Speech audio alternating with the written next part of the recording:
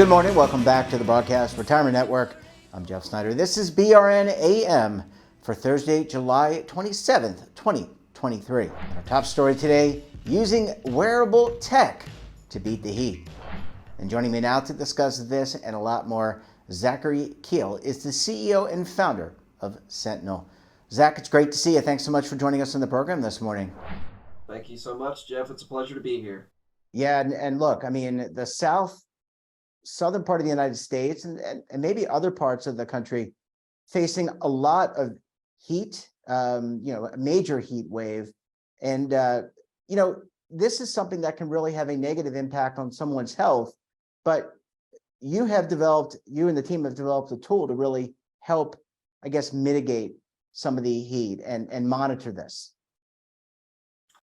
Yeah, that's exactly right. And say what you want about the cause of the global heat wave, but generally most data is pointing to the world being a hotter place. So this is really a global problem, but I think we've certainly seen it being exacerbated here locally in the United States, especially in the southern regions. And as much as I'd like to say we have an ability to make an impact on the climate of the world, we do not. So ultimately, our company has been focused on trying to provide an immediate solution that empowers both individuals or workers, but both their employers as well, to have better awareness of the environment and their physiological kind of response to heat. So that's what we've developed, is a solution that leverages sensors and our intelligent guardian platform to try to give individuals an ability to be a bit more proactive, as opposed to the current state of the art, which is some training, maybe a break or two, some recommendations to take a few drinks of water, which ultimately is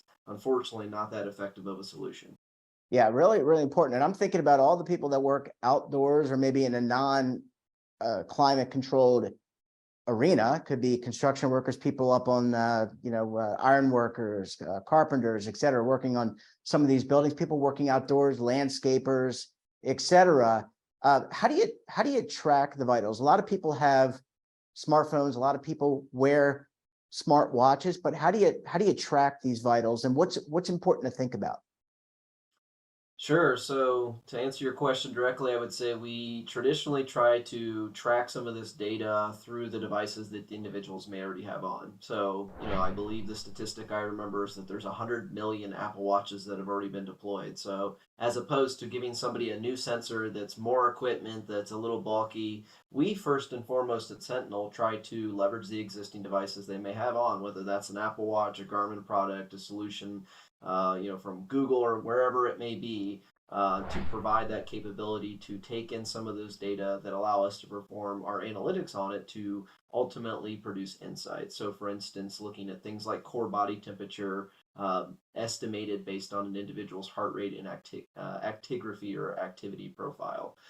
Some of the things to think about when it comes to sensors is, as you've said, a lot of people are outdoors, and things like, oh, we'll just put in air conditioning. That doesn't necessarily work for a lot of these individuals. So we try to look at all factors to include comfort of the device. It's going to be worn on the wrist, the bicep. There's shirt-based solutions, chest-based solutions.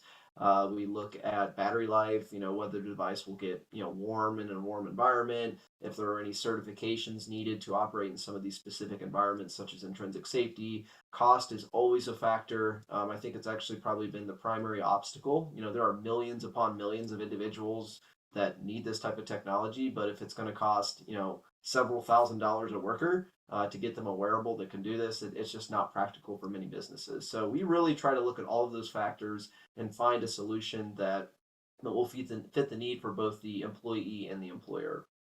Yeah, and you bring up a real important point about availability, and we've actually covered that from the healthcare perspective.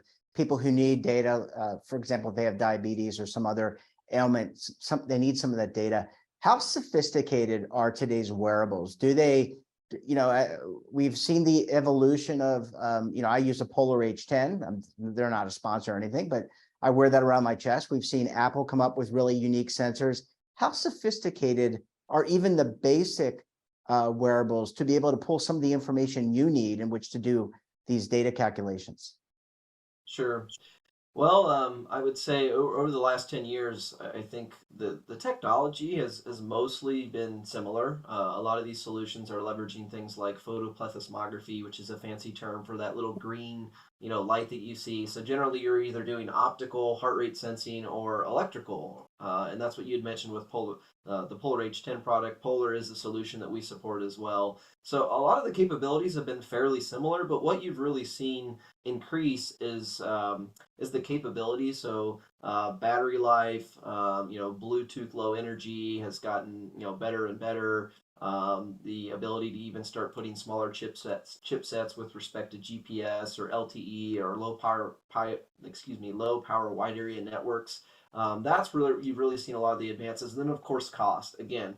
Some of these solutions could have probably been made 5 to 10 years ago, but if they may have costed several $1,000s. So now we've really started to benefit from the proliferation of these devices, which has drove down the cost. So that's what we've been focused on, is trying to not necessarily reinvent the wheel with great sensing technology, like you said, Polar, Apple, Garmin. There's multiple companies that have invested millions, if not billions of dollars to make great sensors. It's really been the democratization of those sensors to who needs them most through reduction of that cost. So we are starting to see some very powerful sensors, sometimes that are starting at 70, 80, $100, which isn't cheap, but I would say is affordable for most enterprises looking to invest in their workers.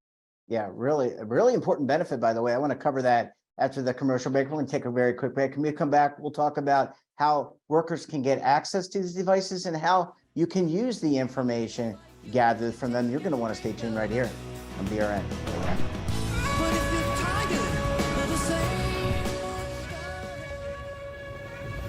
Imagine a new television network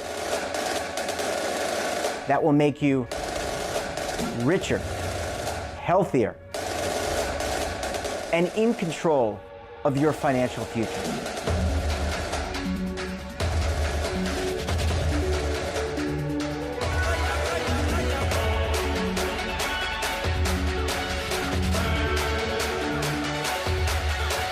This network is for the policewoman in Nashville, Tennessee, the baker in Dubuque, Iowa, the teacher in Lexington, Kentucky.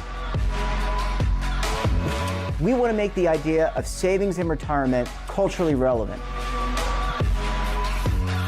But what do you see as a defining issue of the midterms, especially for the smaller businesses? I mean, they are the lifeblood of the American economy.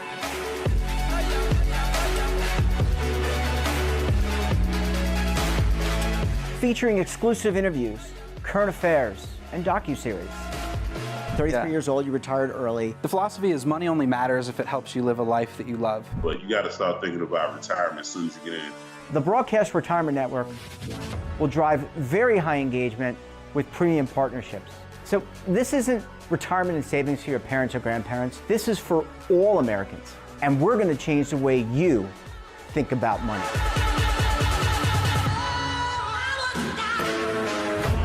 Welcome to the next frontier of retirement and savings. This is BRN, the Broadcast Retirement Network. Welcome back. We're joined this morning by Zachary Kiehl, CEO and founder of Sentinel. Zach, thanks so much for staying with us this morning. Really appreciate you hanging around for segment number 2. Well, thank you so much, Jeff. I'm excited to keep diving in here. Yeah, I hope your core temperature is coming down too, by the way. And your heart rate is flat. I've tried to do a good job in making the guests comfortable. Zach, let's talk about acting on the data. So, certainly it's a lot of good information. You mentioned the core body temperature, heart rate. You can do a lot with the measurables, but how do you act on this data if you're the employer and maybe more importantly, the employee? Absolutely. Well, first and foremost, I did want to comment that I actually am even monitoring myself right now, and I'm at my home office today in my basement. So my core temp is surprisingly cold in my basement, so it actually has went down a little bit. So you've done a great job, Jeff. Good. And your heart rate? My heart rate's relatively stable. We're at 64 right now, so good chance. That's good. I don't know if that's a credit to my interview skills or maybe just you're just patient. All right. So how do you act on this data? Yeah, absolutely. So we at Sentinel are big advocates of making sure that employees have total awareness of what's being collected and what to do with the data, because there are naturally some privacy concerns around these types of data. I would say we faced a fair amount of skepticism, and I think that a healthy dose of skepticism is very warranted. So first and foremost, one of our principles is that the employees have to opt in. They have to start a monitoring session within our platform that allows them to basically say, I am willing to be monitored, I'm going to see the data, and I know who can see my data. And then our goal is really to make it as streamlined as possible in some of those insights. We don't expect users to understand the nuances of EKGs and photoplethysmography and Kalman filters and algorithms to produce core temperature estimates and those types of things. So what our job is really to break it down in very plain language of, hey, this is what the system has seen, and here's the potential risk. Your core temp is at, let's say, 102.5, and if you don't take a break in the next 30 minutes, it's unlikely that you'll be able to keep operating at a safe level. And then from there, we actually also provide information to the individual when they're good to go. So some of this can be in green, yellow, red status indicators, right? Just a quick snapshot, pull it open, I'm good to go. And then on the employer side, very similar. We've kind of designed the system as an intelligent guardian to really operate in the background because, as you said, all of these laborers, all of these individuals have a job to do, and that job is generally not to stare at a screen and watch live data come in. Their job is to go and build and to do whatever their employers asked them to do. So our job has generally been to stay out of the way. We've done that very well. A lot of times we even have people forget that they're monitoring and only intervene when necessary with appropriate insights and a lot of times alerts. So whether that's to the employee or to the employer, we make sure that there's total transparency and really try to break down that barrier of allowing users to better understand their bodies, their environment, and then helping employers to be able to do that in a very scalable and intuitive manner. Yeah, I'm thinking about the foreman. She or he, they're out on the field. They want to make sure that they're getting alerts if maybe one of their employees is their core body temperature goes up or their heart rate goes up beyond the limit. And for the employee, I would gather that some of this data could be used when they go to visit their practitioner, or if something unfortunate like a health care event might happen, they could utilize the data and say, okay, at this time their heart rate was X, and it could be used to help treat somebody, I guess. Yeah, that's a great point. And I first want to call out, you'd mentioned the use case of a foreman, that this system, although it certainly will increase employee safety, also increases productivity. We are not a productivity monitoring solution, but what I will say is naturally, you don't have to pay your foreman, who probably doesn't have a PhD in physiology or a medical degree, to go around and try to manually spot the signs of things like heat exhaustion or heat stroke, which can be very idiosyncratic and kind of individualized to that person. So there is kind of a benefit there. And then it's funny you mentioned that story. We've actually had that use case. So here at Sentinel, we don't really market Safeguard as what I would call like a clinical diagnostic system. It's not my job or our system's job to say that Jeff has, a cardiac arrhythmia or something like that. But it has been interesting. In a few of our pilots, we've actually had one client was setting off some alarms, and they thought it was a false alarm. But then we double checked the data and said, actually, it seems like this person has a relatively high heart rate for resting activities. They went and talked to their doctor, who diagnosed them with a condition and ultimately prescribed them to ease it back on the energy drinks and get a little bit more exercise. So it was really interesting to see that individual understood their body and actually chose to make a proactive decision with respect to their health. So there are some nice value-added benefits, although our system is primarily focused on that safety aspect and not necessarily trying to be a clinical diagnostic system. Yeah, really important distinction. Last question. This tool, for lack of technology, maybe I'll call it, has some real out of this world applications too. You don't have to be on planet Earth to be able to monitor your vitals, right? You could be an astronaut in the International Space Station. You could be flying to the moon. Yeah, I love that. And our mission at Sentinel is to protect and enrich the lives of those at risk. And I say lives because, as you said, that's not limited to one specific environment. It could be, there is a lot of attention right now focused on getting back to the moon and those types of operations. So we are doing some work with NASA, I should say. And then I say lives, but we've even explored additional use cases of looking at like canine monitoring, with Special Forces and the Department of Homeland Security, right? So really focused on leveraging innovative intelligent guardian technology to achieve that mission to protect and enrich the lives of those at risk. And that could be used across healthcare, occupational and worker safety, which is where we're having a lot of success and traction right now, military, first responders, public safety, athletics, etc. There are millions upon millions of individuals that are exposed to risk on a daily basis, and we're hoping to better equip them to empower them and enrich their lives. Yep. Now we just got to get more people. I mean, you talked about the economies of scale. We got to get more people to have access to these types of devices. Therefore, they'll have access to the tools that we're talking about this morning. Zach, always great to see you. Thanks so much for joining us, and we look forward to having you back on the program again very soon. Jeff, it was a pleasure to be here, and thank you so much for the interview. That wraps up this episode of BRN AM. Have a topic of interest, someone you think we should talk to, drop us a line. And don't forget, for all the latest curated news and lifestyle, wellness, finance, tech, so much more, all in one place, check out today's edition of our daily newsletter, The Morning Pulse. Want to search our archives, check out our latest content, visit our website, and of course, all of our streaming partners.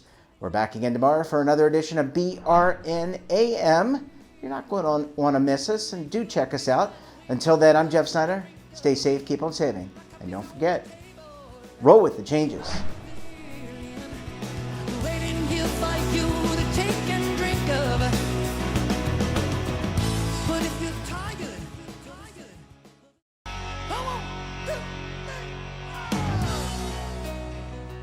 Now is your opportunity to co-create content around any topic on the First Lifestyle and Wellness Network. Reach a global audience through our platform and co-own exclusive branded content.